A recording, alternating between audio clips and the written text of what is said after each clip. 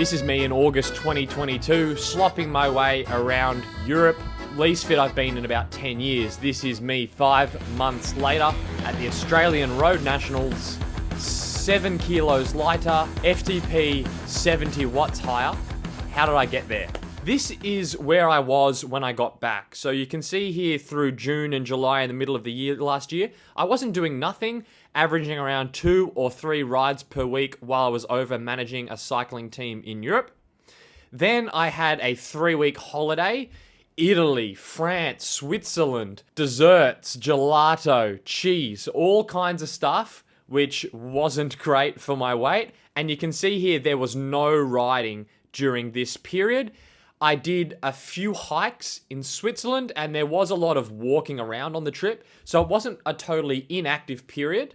But you can see when I returned to Sydney, Australia on the 18th of August, my CTL was 22.1. Very low.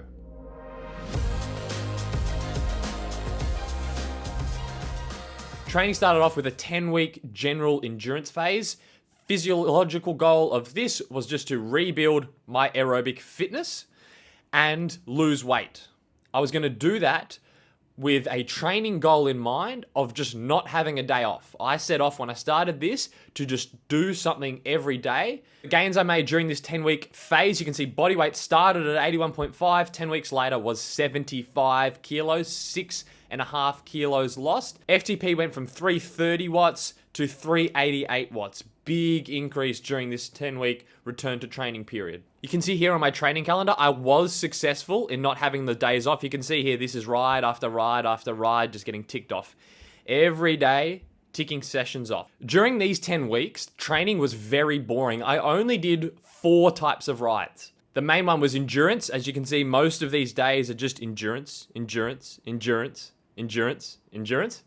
Once a week, I did a session with sprints, a variety of different types of sprints. So you can see here long sprints in the first week, seated sprints, regular sprints. So just once a week, a session with some maximal sprints in it. Other session I did just to get a minimal amount of intensity was once per week, I would do some 1 to 1.5 minute repeats in upper zone 5. This is a sample session here. You can see just endurance. And then I would go in Centennial Park and up the climb, I would just do these 1-minute repeats. And then the 4th type of session I did throughout the week was 1 hour at sweet spot. This is what I used every week to gauge my progress. Well, firstly, it's a good training session to do an hour at sweet spot, but it's also a good way to gauge progress. So I would come in, short warm up, and then on the gravel bike, that's why the speed's quite slow. I would just press lap, go for an hour, sitting between 7.5 to sort of 8.5 out of 10 effort level and see what power I could do. So this is one of the first ones I did, 327 watts for an hour. I saw progression in power pretty much every week. So one of these tabs, I've got one of the last ones I did. Here it is. So remember first session, 327 watts. And then about 8 or 9 weeks later, this was one here, 381 watts. For the hour. So huge progression, but most of that was coming from the endurance work I was doing throughout the week. So you can see here, I would do that on Saturday or Sunday. Short ride, nothing else before or after it. Go in and do my hour at sweet spot. So you can see there, hour at sweet spot, hour at sweet spot, hour at sweet spot, hour at sweet spot. Couple of notes on this general endurance phase. As you can see, it's really boring. There was no group rides. There was no racing. It was just endurance, endurance, couple of efforts or a couple of sprints, endurance, endurance, and then I would do my sweet spot session. I would just repeat that over and over and over and over again. Weekly volume during this period was high teens per week, so 18 hours, 18 hours. Let's flash back to mid-training block Coyle to see what he had to say about the endurance ride. G'day, Monday 19th of September. This is one of the off days. So 2 types of fatigue I'm kind of dealing with today. First one is just general lethargy. I'm not super tired, but I'm not bouncing off the walls. I've got a little bit of that sort of yawny feeling this morning, not quite 100% sprightly. And then also my legs, I've just got, when I got out of bed, walking around this morning, I could feel the legs were a bit drained. With this level of fatigue, actually, in a normal training week, I would either have a rest day or do a really easy recovery ride, because chances are tomorrow during a normal training block, I need to go out and train.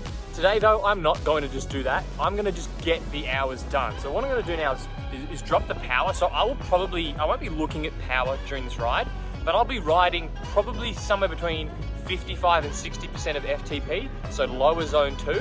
And yeah, I won't be looking at power through this ride. I'll just do it based off feel. Got headphones here, chuck a podcast in and just clock the hours up. Oh, got the 3 hours done. Bloody headphones ran out of battery too for the last 45 minutes, which is average. 3 hours, 197 average watts, 212 normalized power. I actually went off to the eastern suburbs of Sydney for about an hour, which is very hilly, which is not perfect for an endurance ride, but all it means is I just have to freewheel or light pedal on a couple of the downhills and then just go really easy on the uphills, super slow, let the cadence drop, keep the power conservative, and it makes for a nice ride. Fueling wise for this ride, I didn't cut back on it even though the power's not that high. 150 grams of carbs through my sugar water in the bottles and an extra 60 grams of carbs through 3 muesli bars, which leaves me at about 210 grams of carbs. So about 70 grams an hour for a ride which is very low zone 2, which is sort of over fueling. But the goal of this ride isn't just to eat enough to get through it. It's over the course of today, tomorrow, and the next few days. If I keep fueling and keep the intensity low enough, I'll be able to actually recover while still riding at this volume, which means over a long period of time, over a period of months, I'm much fitter at the end of it. So no skimping on the fueling for these rides, even though they're not that intense. So one thing that some of you that are pretty switched on might notice is that there's almost no meso or macro cycle periodization in here, meaning the classic sort of 3 weeks building, 1 week light, or 3 days building, 1 day light. There's almost none of that here. This is just constant aerobic load. That is because this is the general endurance phase, and I'm adapting as the training goes along because this is quite low intensity training. It's very polarized training, as you can tell, but because the endurance days are quite low intensity, I'm recovering as I go. So, for example here, hard session on the 27th of August, and then I would just be very patient. You can see the next day I did endurance, and I was probably still tired, so I did endurance, and then endurance again, and endurance again, and endurance again, and then eventually I felt good enough where I would go and I could do my zone 6 1 minute repeats again. I just want to comment on the FTP gains I got here. That this is not common. A few reasons why I'm getting this level of improvement. First one is that I've been at this fitness level before. It is easier to regain fitness to a level you've already been at, as opposed to trying to gain new fitness. Because I've already had an FTP of 400 watts before, I'm going to get these improvements a lot quicker. Those pathways have already previously been developed, so when you retrain, you get back there faster. I'm also naturally talented. I have a high VO2 max, so that has an impact on my ceiling. And then also I'm a lifetime athlete. I've been doing quasi-elite endurance sport since high school when I was rowing. Even before that, I played tennis. My dad would make me run a lot. Final note on this training phase is there were some days I woke up and I was absolutely wrecked. I wanted to go to this ride on the 9th of October. That was one of these sweet spot sessions. The previous day, I'd done a 4-hour endurance ride. You can see here the TSB was negative 42 after that ride, so very fatigued. I woke up on this Sunday to do my 1-hour sweet spot workout, and I was the walking dead. Total zombie. I had gotten a pretty good night's sleep, but I woke up and I was just tired. There was no way I was going to ride on that morning. So I had breakfast, took the dog for a walk, had a coffee, did my usual thing. At about 10 o'clock, I actually went back to bed, had a 2-hour nap, woke back up, felt better, had lunch, sat around, and then you can see here, I did this ride at 2:30 in the afternoon, and I felt like a different human being after having that nap, bit more sleep, having breakfast and lunch in me, and then I went out to do this session, and it was a great one. So this was that session where I did the 381 watts for the hour, and that would have been impossible if I had ridden in the morning. Now, that's obviously lifestyle dependent. I don't have kids. I didn't have anything else to do this day, so it was a Sunday, so I just had a nap and took the time and did in the afternoon. But that flexibility in the time of day allowed me to get more out of this training block than if I had been really strictly stuck to doing the sessions at their designated time.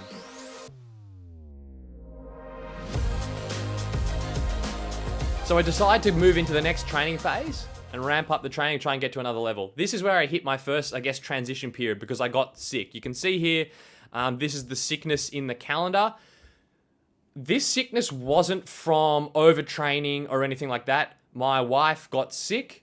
She was clearly sick, and then I got exactly the same thing. So it was just a bug going around the house. It wasn't COVID, but it hit me pretty hard. Really, for 2 days, I didn't ride here. So you can see here I had 2 total days off, and I had a cough, quite a bad cough for about a week after. I also got married here. So my wedding day here, 11th of November, and then I had the next day off. So during this 2-week transition phase, I was kind of clinging on to 3 goals. The first one was just to get healthy again.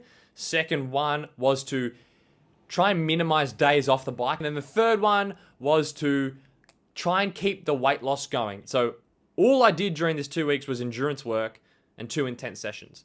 The thing was, I still had a cough on the weekend and then early in that next week. And I didn't feel sick though. So that's the thing. Whereas once I get over that hump of the sickness and I feel like I'm getting better, as long as I don't have sort of really bad body aches or fever or anything like that or chills, then I will still ride. So on these days, I had a bit of a cough. Not like I was acutely sick, but I still had a productive cough, but I still rode. Just keep the intensity low, still safe to ride, just to keep the legs ticking over. And basically it took me almost a week to clear through that cough, even though I was still riding. I only did the first intense session back once most of that cough had cleared. So I'm a fan of resting really hard in the middle of when you first get sick, but then actually bringing lower intensity riding back in quite quickly. Once I'm over that hump in the sickness, I don't find that doing low intensity rides slows down recovery time from the cold. Because if you get a bit of a cold or a flu, you can have a cough for 2 or 3 weeks. There's no point taking 2 or 3 weeks off riding. If you're actually physically feeling better, sometimes that cough just takes a while to clear off. As you can see, I continued to lose weight over this 2-week period. So by the end of these 2 weeks, I was down to about 74.7. So small bit of weight loss, but given that I had the wedding and I drunk and then less exercise because I was sick, to keep that weight loss just ever so slightly ticking down was good. How did I lose weight?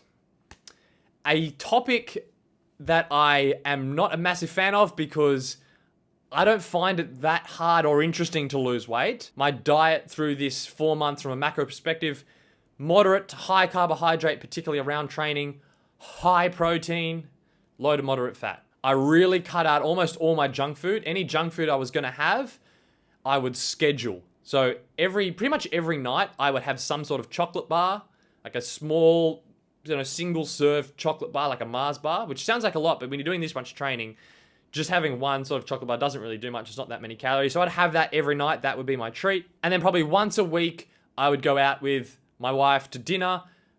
Somewhere simple, like we'd go to the Vietnamese place across the road and get like a vegetable tofu sort of noodle soup thing. Still quite healthy, but that would be my eating out. Every other thing I ate was something I made at home. Because I was eating mostly food I was preparing at home, I was doing a lot of essentially repetitive eating. I would have a few meals for lunch and a few meals for dinner that were good and that worked for me and that I enjoyed, and I would just cycle them over and over. I think I had pasta, like a low-fat ravioli with pesto and a heap of spinach, probably every second night for dinner. Like I would just repeat the same meals over and over again. For lunch, toasted sandwich with some nice sourdough, tofu, tomato, a bit of light cheese, some grilled vegetables. And I would just have that over and over and over again. I also made sure that I didn't go hungry throughout the day. So as soon as that hunger started to build, I would just have a snack. I'd have an orange, I'd have a high-protein yogurt, I'd have a tea. Enjoy tea with a lot of sugar. Kenya is full of good tea, and that's why I always, this is my good and my favorite drink, the black tea. Shout out to Kipchoge. I would have anything to avoid getting too hungry. I never tracked calories throughout this 4 or 5 months. As long as I was sticking to these sorts of rules and was eating healthy food, I didn't need to track calories to lose weight. So I've actually got no idea each day how many calories I was eating. Supplements-wise, I took some ergogenic sport supplements, which I'll get onto later in the video. Nutritional supplements-wise, I did supplement with iron and B12 throughout this 4 to 5 months.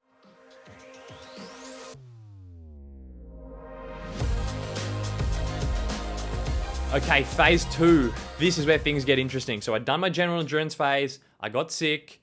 I got married. This is where things went crazy. So this was a big ramp in training volume. So you can see here straight off the bat. So got married here the next week. Bang, 27 hours for that week. Biggest week on the bike in volume I had ever done.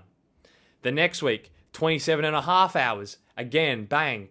Next biggest week I've ever done on the bike. Beat the previous week. So huge volume. Next week, 23 and a half hours on the bike. Now that would have been bigger. I had a Bucks night to go to, so I had to have this Friday off and then drank again. So I only did an hour and a half the next day. But like that's a big week. 27 and a half hours with essentially 2 very easy days. So another big week back to back. So 3 key goals for this training phase. Build 8-minute power. I use 8-minute power because most of the climbs are in Sydney. So the sessions I'm doing where I'm going out and testing my watts per kilo for this sort of upper aerobic duration, I use 8 minutes as my benchmark. Continue to progress the general aerobic development. This 2 weeks was almost treated like a home-based training camp. During this training phase, it's exciting to look at some of these big training sessions I did, which I'll go into. But really, it's the endurance rides that are still doing most of the work. 27 hours, 27 and a half hours, and it's endurance, it's endurance, it's endurance, it's endurance. Most of the rides are endurance.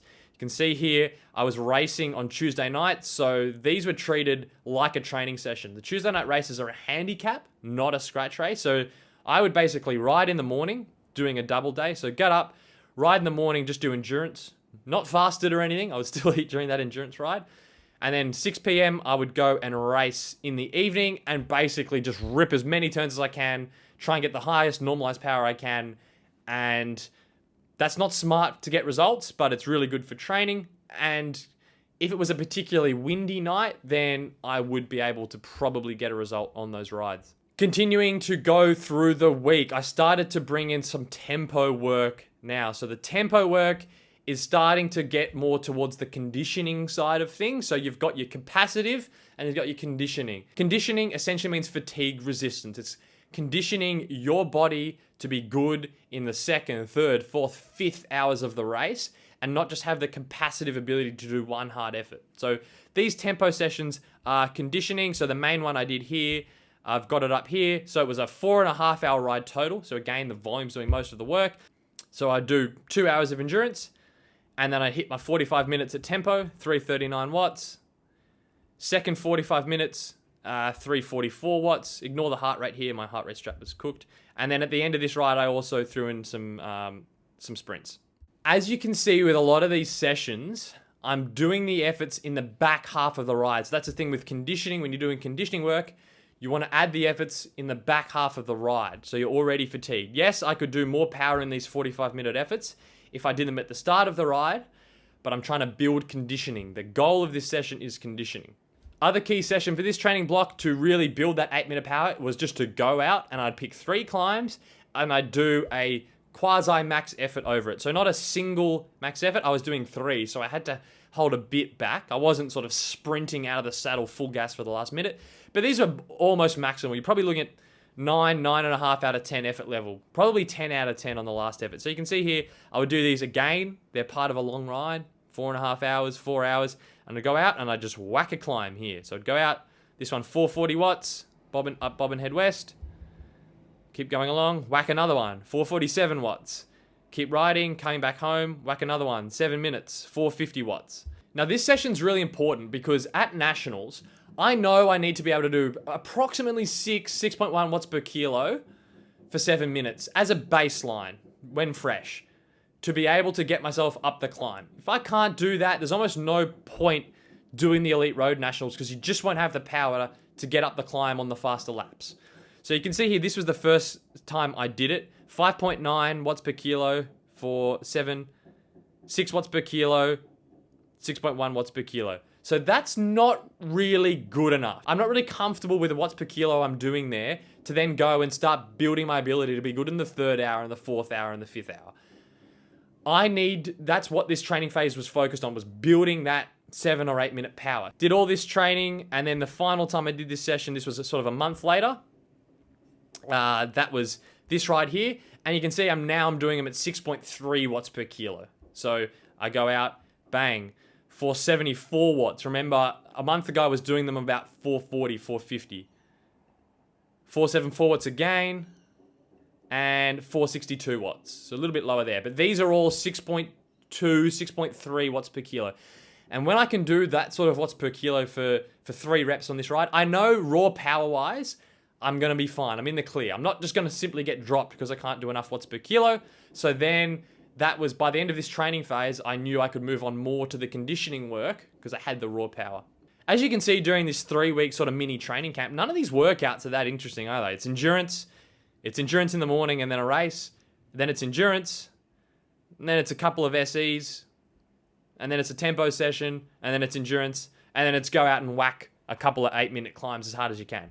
So the individual workouts in here aren't that interesting. The magic comes from how the weeks are structured, how much work I'm doing per week and per phase, per month, and then also how I'm able to recover from that. 2 final notes for this big training camp phase. First one is that I started using caffeine in training. So in these tempo sessions, I used caffeine. So after the first tempo effort in this 2x45, I had a 200 milligrams of caffeine with a SAS beta fuel nootropic gel. So bringing in caffeine in session to get a few extra percentage out of the session. And then also in these long rides where I would do the hill efforts, the max efforts, halfway through that session, I would have some caffeine again, just to get a little bit of extra percent and see if I can draw up that power for the max efforts. Around November is when I also started loading the supplements I wanted to have in me for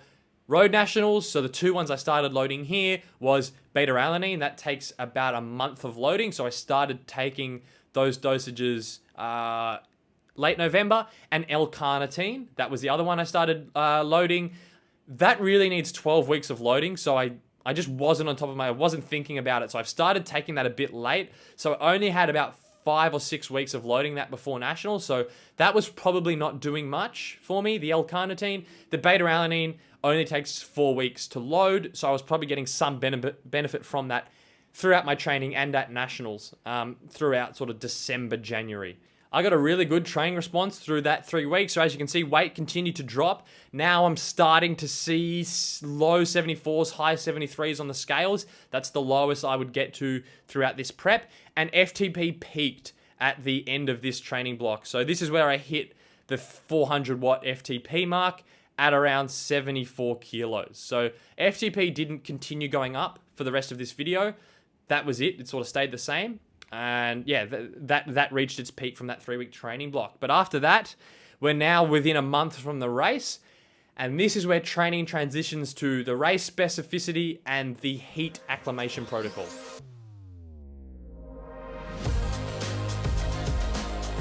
Goals for this is to build the fatigue resistance of my legs, of my body, by replicating the demands of the race. So this is where I'm going out and doing sessions that directly mimic the road race. The other goal is to start my heat acclimation. I'm doing that by bringing in sauna, sitting in the sauna after pretty much every ride. So this is a week here. You can see 25.5 hours, 1,350 TSS, and that doesn't even include the sauna time. So I would say actually on paper, in terms of stress response wise and training load, this is probably bigger than the 27-hour week I did, 27.5-hour week I did a couple of weeks prior, by the time you add in all these saunas. So you can see here how the sauna works is basically do the normal ride. As soon as I get home, I would change clothes, go straight down to the sauna and sit in the sauna for 30 minutes. That's it. Pretty simple, not rocket science. I'm in an apartment complex and the apartment complex has a sauna, which is quite lucky, but that's pretty much it. It's just post-exercise sauna bathing. It's a form of passive heat acclimation. So you can see here, go out and ride, go into the sauna for half an hour. Endurance ride in the morning, go sit in the sauna. And then I'd race that night. 4-hour endurance, sit in the sauna. And this is the first nationals simulation session. This is the session here. It's pretty much just climbing repeats. So I'd ride up to bob and head, and I'm doing between 13 and 16 repeats of bob and head. But let me zoom in and show you what I'm actually doing throughout this. So, first rep was quite intense. So I do 30 15s for 5 minutes, 30 seconds on, 15 seconds off, and then hold just above FTP to the top. So the first rep's always hard. So first rep, 430 watts for 7.5 minutes.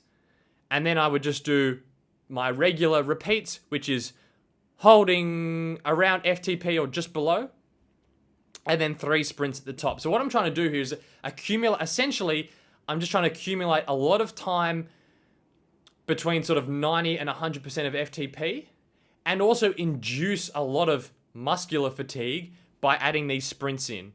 Because when you're doing road nationals, you're in the bunch, you're dealing with fluctuations in pace, it's not nice and smooth. So I'm trying to induce a lot of fatigue. You can see here, hold that sprint, sprint, sprint, drop that back, descend back down, go back up. Hold steady power, sprint, sprint, sprint, and sort of just basically repeat that a whole bunch of times. So this is, firstly, it's a physiological training session to develop fitness, but it's also a good way to practice nutrition. So I would ride up, I think I probably got a photo, I ride up with a backpack on, and then dump that at the base of the climb.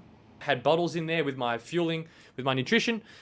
So yeah, I'm using my in-race nutrition, and yeah, basically trying to replicate the first part of the race. So I'm not replicating the entire race, because by the time I ride up, do the efforts and ride back, this is still sort of a 5.5 hour ride. But for this one, for example, I'm up there doing repeats for 3 hours. So 3 hours, 356 watts normalized, so big power. Not replicating the whole race, but this is a really solid 3 hours, which will put me in really good shape for the road race. I tested my final supplement during this training phase, which was beetroot loading through the beetroot shots.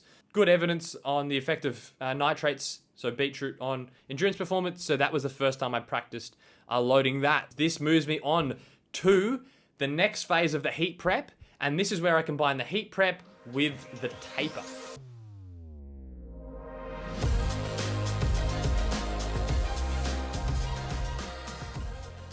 This is it. So at this stage, phase 3B, this is the taper plus heat prep. You can see I'm 3 weeks out. This is road nats here. So the 4 training goals was to continue the heat prep. I progressed this from passive heat acclimation. So you can see here, I was doing sauna pretty much every day, and then I cut the saunas back. Move that to active heat acclimation, which is riding in a heat chamber, which I'll get into. To taper as well, reduction in training volume. As you can see, 16.5 hours and then 14 hours. So big drastic reduction in training volume compared to what I was doing. Also, training goal through this phase was try not to lose weight. You can see here, FTP is still hovering around 397, 400 watts, but weight still hovering in the mid 73 kilos. So with the reduction in training volume, I don't want my weight to bounce back up and suddenly then I'm 74 and 75 again. Try and hold that weight loss that I achieved in the prior training blocks. During these 2 weeks as well, I'm taking my last complete rest days. I don't like taking full rest days in the lead into a race. So if I'm going to take any complete days off the bike, now's going to be the time. So you can see here, took Christmas Day off and a complete rest day here. So key training sessions for this 2-week taper phase. First one of these active heat acclimation sessions. I'll go into one here. So this basically involves riding in my bathroom with the heater on. So you're getting the ambient temperature, trying to simulate a heat chamber that you get at an Institute of Sport. So I'm in my bathroom on the trainer, door pretty much closed. I have a bar radiant heater, which gets really hot, and I'm bringing up the temperature in the room. And then what I do is, for example, on this ride here, I only did 4 of these. So heat chamber session, and then one there, and then one there. So what a heat chamber session is, the protocol is called a controlled hypothermia protocol. You're riding on the trainer at the start of the session to raise your core temperature up to about 38.5 degrees. And then you're just trying to hold it there for the remainder of the session. Total session time, usually around an hour long. I don't have a core temperature sensor. So what I'm using is power targets and heart rate targets from research that is shown to mimic the type of output you're going to do to get my core temperature to that level. So this is the session here. I did endurance before it. So I went out on the road, did sort of, how long is this? 2.5 hours of endurance riding, then came back, hopped on the trainer indoors, and this is the controlled hypothermia protocol. I'm not going to share the full protocol and details because I spent time looking it up. I don't just want to give it away. But you're riding at a certain percentage of FTP to drive the heart rate up. So you can see here during this session, I was riding for 9 minutes at about 310 watts, and my heart rate goes from 132 all the way up to 175 beats per minute. My threshold heart rate is about 185. So really getting up there in that 8 minutes, and then drop the power back, and then I'm holding my heart rate nice and steady around zone 3 tempo. So you can see here, averaging 167 beats per minute at 181 watts. That's zone 1 power at upper zone 3 heart rate, almost zone 4 heart rate. So that's just how hot the room is. And that's the controlled hypothermia protocol that stimulates a whole heap of adaptations in your body and in your blood. Firstly, to acclimate to the heat, which is the most important reason. Nationals is a hot race, so I need to be able to exercise in the heat, and that improves this. This also can stimulate increases in hemoglobin mass. So potential performance increase just from the increase in hemoglobin mass, but I'm doing these more for the ability to perform well in the heat. So across this 2-week period, I only did 4 of those sessions and then 2 sauna sessions a week. So in these 2 taper weeks, I'm still doing 4 heat-specific acclimation sessions. Other key thing I'm doing during this taper is maintaining the training intensity. So big cutback in volume decrease of I'm doing probably 60-70% of my full training load volume. So drastic volume reduction, but still doing a lot of intensity. So this is where I'm having a bit of fun, actually. So doing a few capacitive sessions. So basically going out and testing myself. So I did that a couple of times, Strava hunting. This was one of the sessions here. Went up and took one of the big KOMs in Sydney, Brooklyn. You can see here, really good training response too. So 7.5 minute effort at 491 watts. Okay, it's a one-off effort, but you can see I'm in really good shape at this time. And this is from that reduction in volume, starting to get really good one-off capacitive efforts. So 6.6 watts per kilo for 7.5 minutes.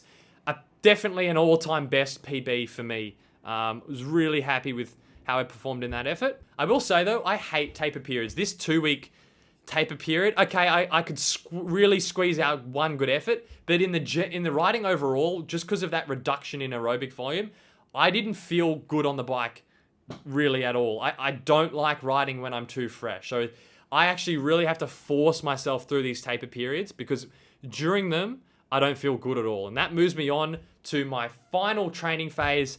That is race week and what I call the reload period.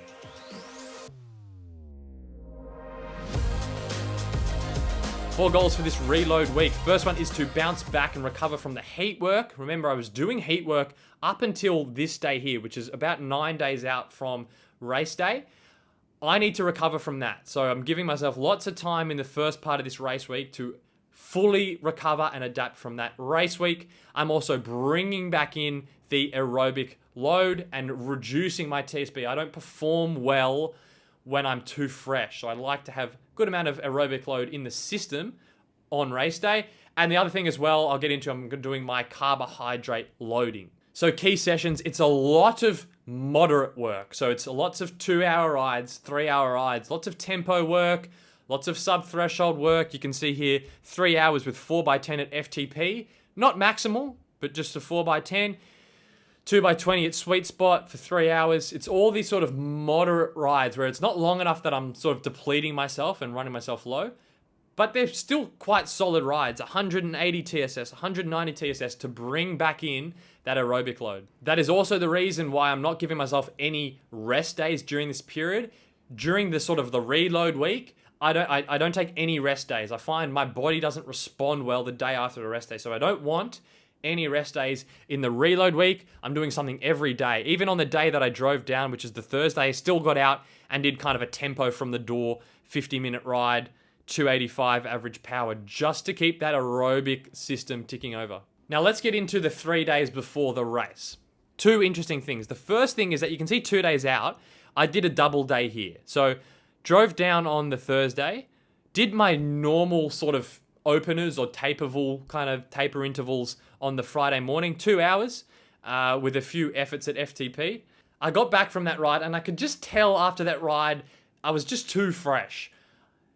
It's an individual thing. It's hard to put words on it, but I can just feel in my body when I'm running the right amount of load. And it's also TSB as well. I want my TSB to be on a race day, for a long race like this, somewhere between 0 and 10, probably.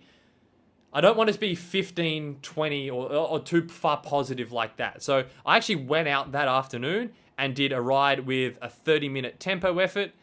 This is it here. So just went out, short ride, just about an hour long, and did another 30 minutes at 350 watts, which is sort of zone 3 tempo, just to make sure that I have enough aerobic load in the system. And I felt really good after that effort. Happy I did that. Went out the next day, did my normal kind of taper ride, 100 TSS in an hour and 40 minutes, and that left my TSB after that ride going into the race at 8.6. So not too fresh and not too fatigued. For me, that's right in the sweet spot.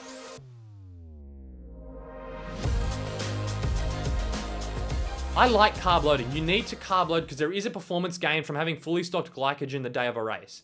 But I don't like carb loading really heavily the day before a race because I don't like that, I guess swollen is the right word, that kind of puffy, swollen, bloated feeling I get the day after carb loading.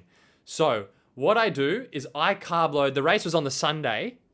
I eat my normal diet pretty much on the Saturday, so the day before, and I do my carb loading on the second and third day out. So on the drive down here on the Thursday, I carb loaded. On the Friday, I carb loaded. And then regular diet on the Saturday. That leaves me with fully stocked glycogen on the Sunday, but it gives me the Saturday pre-ride to kind of flush out that swollen water retention feeling, leaving me feeling good on Sunday. It's just what I found worked for me. So how do I carb load? What I do is I'm aiming for 10 grams of carbs per kilogram of body weight.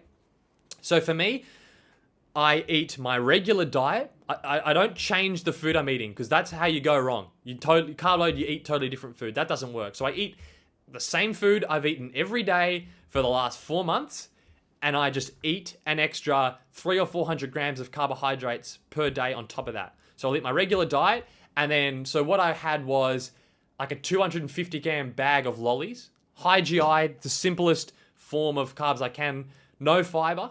And I just eat that throughout the day on top of my normal food. And then also through some drink. So I had, I had sugar water. You could just use soft drink or juice or whatever you want. But basically, lollies and sugar water on top of my regular diet to hit that. I was estimating I was having between probably 700 and 800 grams of carbs on the Thursday and on the Friday. That's carb loading. Not that hard. Saturday, as I said, I just eat my normal food. I don't have that extra grams of carbohydrates. And because I'm still fueling that opener ride here, so this hour and a half ride, I'm still fueling with carbohydrates. So I'm not really depleting glycogen on that day, which means my glycogen remains sort of fully stocked until the Sunday. Only thing diet-wise I kind of change on the Saturday is I tried to eat lower fiber on the day before the race because I don't want my stomach upset sort of the morning of. I just like to have low fiber the day before the race, just so I'm not sort of, I don't want to go into too much detail, but low fiber the day before a race I find helps me be nice and light and feeling good the next day. And that's it. Went out, raced the next day, had a great race, performed very well. Physically, thought I performed really well. It was very hot. You can see here, temperature going up the climb, 38, 39 degrees in the first few laps going up the climb. So it was super hot. My heat acclimation worked well. I felt like I coped with the heat very well. My upper aerobic ability was quite good on some of the really hard laps. I was up, not getting dropped. I was kind of up not following sort of Luke Plapp with the attacks, but I was in that sort of next group doing that 420, 430 watt sort of range up the climb. My endurance was good. Towards the end of the race, I was one of the last 10 or 15 non-pro domestic guys that were hanging in there. Yeah, good, very good, solid ride. Really good prep, I felt. And that's about it. Won't go into too much more detail. Hope you enjoyed this video. Thanks for watching this far if you have gotten this far. And I will catch you in the next one.